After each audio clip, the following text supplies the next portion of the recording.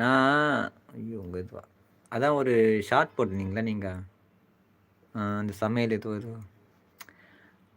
பேசும்போது கொஞ்சம் தயங்கி தயங்கி பேசுற மாரி இருக்குது. அதுதான் அதுதான் அப்படி சொன்னேன். வேற ஒண்ணும் இல்ல.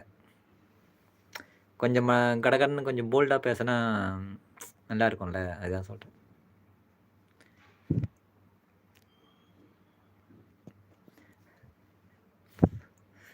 விடாம பேசுறவங்களுக்கு தான் நெறையா சப்ஸ்கிரைபர் வாங்க.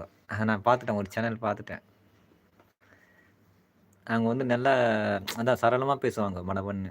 எந்த ஒரு நடுவுல அது பேசும்போது நடுவுல தடங்கல் ஆவாது.